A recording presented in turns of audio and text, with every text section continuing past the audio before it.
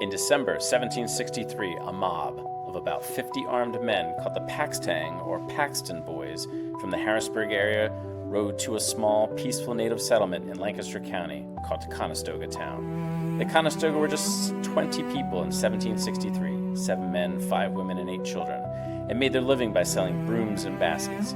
They had been peaceful neighbors of the European settlers for decades. The Pennsylvania government had been warned repeatedly the mob was coming and did nothing. The Paxtang mob killed and scalped 6 people they found there. The 14 survivors who had been outside the village were taken to the Lancaster workhouse for their protection. 2 weeks later, the mob came back. They broke down the jail door and killed everyone inside, men, women, and children. William Henry, a resident of Lancaster, described the scene. "Oh, what a horrid sight presented itself to my view. Near the back door of the prison lay dead Will Sock. Across him and his wife lay 2 children, whose heads were split with the tomahawk and their scalps all taken off. Toward the middle of the jail yard, along the west side of the wall, lay an Indian, shot in the chest, his legs chopped with a tomahawk, his hands cut off, and finally a rifle discharged in his mouth so that his head was blown to atoms, and the brains splashed against and yet hanging to the wall for 3 or 4 feet around. This man's hands and feet were also chopped off with a tomahawk.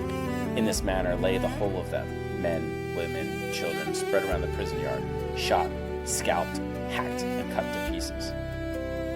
No one was ever arrested. Ben Franklin called the killers Christian white savages and wrote that the Conestoga would have been safe among any other people on earth. He was so alarmed that when the mob, now several hundred strong, marched on Philadelphia to kill more native people, Franklin personally organized the militia that stopped them. It included 6 companies of infantry, 1 of artillery, and 2 companies of cavalry.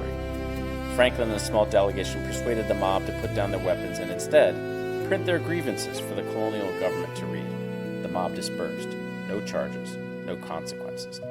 Franklin's back and forth in print through more than 60 pamphlets and 10 cartoons resulted in the first so-called pamphlet war. Lee Francis explained in his book Ghost River that the frontier pamphleteers staked claims about westward settlement, representation, and white supremacy in pre-revolutionary Pennsylvania. With the massacre of the Conestoga, the Susquehannock people who had fished the river for thousands of years